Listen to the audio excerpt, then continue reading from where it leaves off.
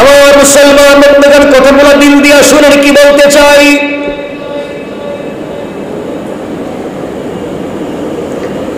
সাহাবায়ে কেরাম দুনিয়ার জমিনে রোজা রাখতে গিয়ে অনেকগুলা কষ্টের শিকার হয়েছেন বিভিন্ন সময়। কথাগুলো বুঝেন।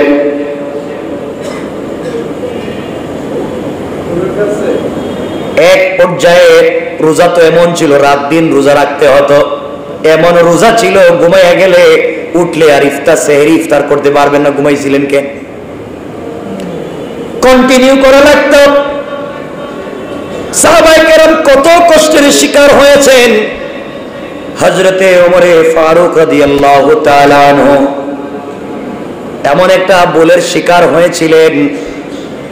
আল্লাহ রাব্বুল ইজ্জত ওয়াল জালাল বলে দিয়েছেন স্ত্রীর সাথে মেলামেশা করা যাবে না।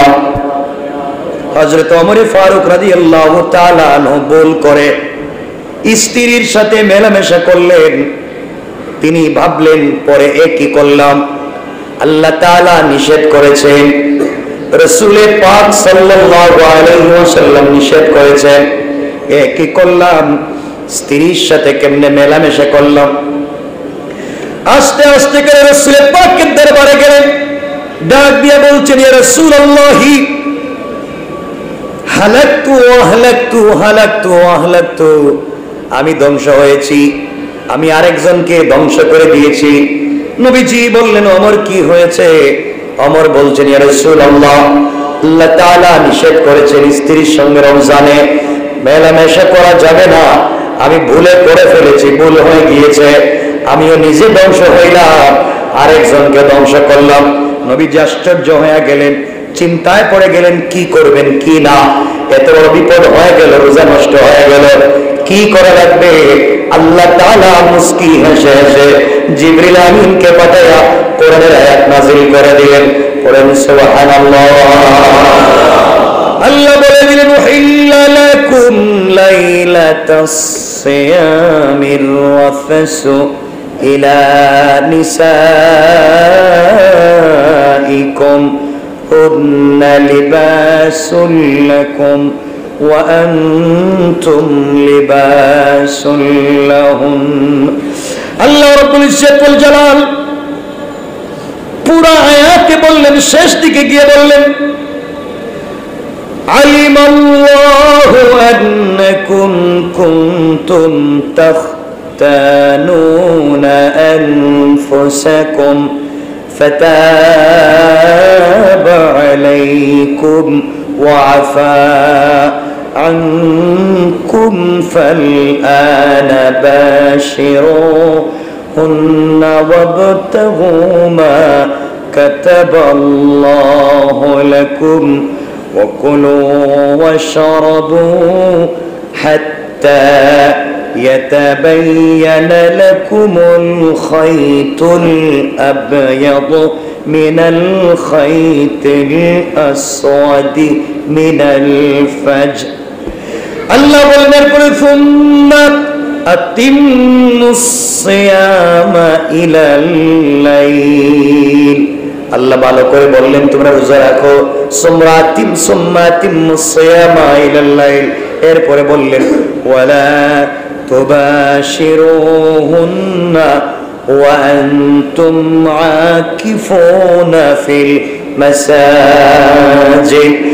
এক ভুলের কারণে আল্লাহ কতগুলা বিধান নাযিল করে দিলেন।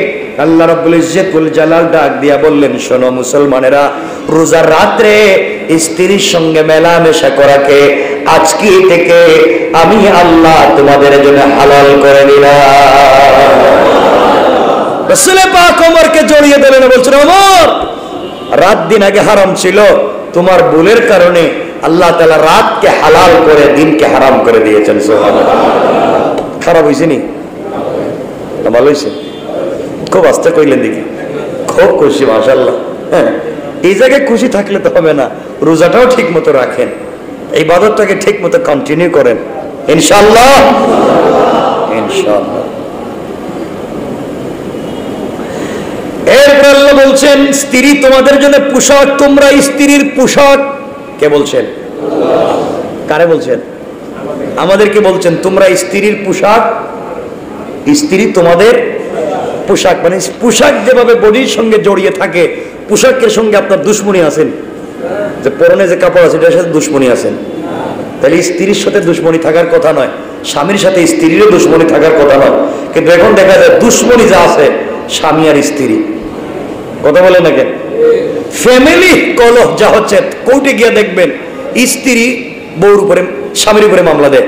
এই পৃথিবীতে আমি একটা বাস্তব কথা বলি, পৃথিবীতে যত স্বামী ব্যাংক অ্যাকাউন্ট করে, নমিনি কার নাম দেয়? স্বামী নমিনি কার নাম দেয়? স্ত্রীর নাম দেয়। ডিপিএস করলে কারে দেয়? ওয়াইফ রে দেয়। স্বামীরা ব্যাংক অ্যাকাউন্ট করলে নমিনি দেয় স্ত্রী রে, আর 90% স্ত্রী নমিনি কারে দেয়? কথা বলা লাগবো কিন্তু, স্বামীরে দেয়? দেখছেন কোনদিন? দেয় কারে দেয়? তার ভাইরে দেয়, তার বোন রে দেয়, তার মা বাপ রে দেয়, স্বামীরে দেয় না। দুনিয়াটা এখানে, পার্থক্যটা এখানে।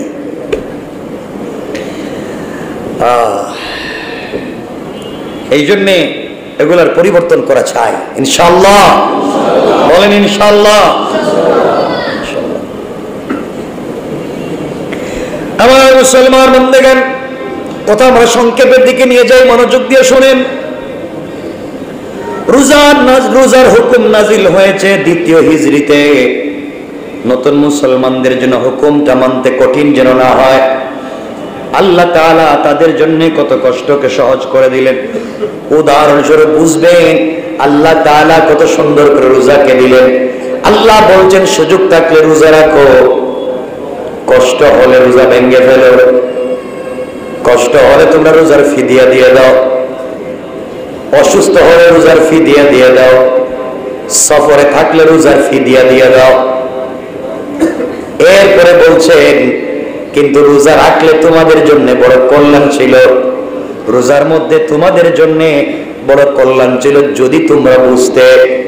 আমি বলছি কষ্ট হলে রোজা ভেঙে ফেলো, অসুস্থ হলে রোজা ভেঙে ফেলো, তোমরা যদি সফরে থাকো রোজা ভেঙে ফেলো, কিন্তু যদি তোমরা রোজা রাখতে বুঝতে, যদি রোজার কি কল্যাণ, কষ্ট হলে জান গেলেও তোমরা রোজা ভাঙতে না। সুবহানাল্লাহ বলে। কে বলছে? কত সুন্দর করে আল্লাহ বিধান নাযিল করলেন। এর কারণ কি? মনোযোগ দিয়ে শুনেন। আল্লাহ তাআলা বনি আদমকে বড় ভালোবাসেন, মানুষদেরকে আল্লাহ বড় ভালোবাসেন। আল্লাহ কোন জিনিস কষ্ট দিতে চায় না। লা ইউকাল্লিফুল্লাহু নাফসান ইল্লা ওয়াসআহা। মানুষের কষ্ট সাধ্য এমন কোন জিনিস আল্লাহ দিতে চায় না। আপনার কষ্ট হয় এমন কোন কাজ আল্লাহ করাতে চায় না। আল্লাহ রাব্বুল ইজ্জত ওয়াল জালাল বুঝাতে চাইলেন বান্দারে, দুনিয়ার জমিনে বেঁচে থেকে বান্দা তুমি যদি গুনাহ করে ফেলেছো, আমি আল্লাহর কাছে হাত উঠিয়ে তওবা করো বান্দা, রোজা রাখো, ইফতারের সময় চোখের পানি ছেড়ে হাত উঠিয়ে কান্না করে ডাক দিয়া বলো আল্লাহ, অন্যায় করে ফেলেছি, ভুল করে ফেলেছি, রমজানে রোজা রাখছি, ইফতারের সময় হাত উঠাইছি, আল্লাহ তুমি কি আমাকে ক্ষমা করবা না? আল্লাহ বলেন বান্দারে বলতে দেরি হবে, আমি আল্লাহ বান্দার গুনাহগুলোকে maaf করে দিয়া কুদরতের কোলে উঠাইয়া জান্নাতি বলে ফয়সালা করে দিতে আমার আল্লাহ এক মুহূর্ত দেরি হয় না। পড়েন সুবহানাল্লাহ। কে মাফ করে দেন? কে? এই জন্য কেমনে কেমনে আল্লাহ তাআলা বান্দাকে কত ভালোবাসেন, 2-3 মিনিটে আপনাদের জানা কথাটা আপনাদেরকে বলে দিচ্ছি, মনোযোগ দিয়ে শোনেন। 2-3 মিনিটে আল্লাহ তাআলা বান্দাকে কষ্ট দিতে চায় না। যেই সময় আল্লাহ তাআলা মদকে হারাম করতে যাচ্ছেন, মদ হারাম করতে যাচ্ছেন, আল্লাহ কত সুন্দর করে হারাম করলেন। একসাথে মদকে হারাম করেন নাই, ধাপে ধাপে বান্দাকে কষ্ট দিতে চাইলেন না। কোরআনে কারীমের 2 নম্বর সূরা সূরা বাকারার 219 নম্বর আয়াতের অংশ থেকে আল্লাহ বললেন, আল্লাহ রাব্বুল ইজ্জত ওয়াল জালাল বলেন, ইয়াসআলুনাকা আনিল খামরি ওয়াল মাইসির কুল ফীহিমা ইসমুন কাবীর ওয়া মানাফিউ লিন-নাস ওয়া ইসমুহুমা আকবারু মিন নাফইহিমা। আল্লাহ রাব্বুল ইজ্জতুল জালাল বললেন, লোকে আপনাকে মজওয়া সম্পর্কে জিজ্ঞাসা করে, আপনি বলে দিন উভয়ের মধ্যে আছে কঠিন গুনাহ, কিন্তু এর মধ্যেও আছে কল্যাণ আছে, কিন্তু উপকারের চাইতে অপকার বেশি, লাভের চাইতে ক্ষতি বেশি। মদ পান করার মধ্যে ক্ষতিও আছে উপকারও আছে। আল্লাহ বলেন নাই মদ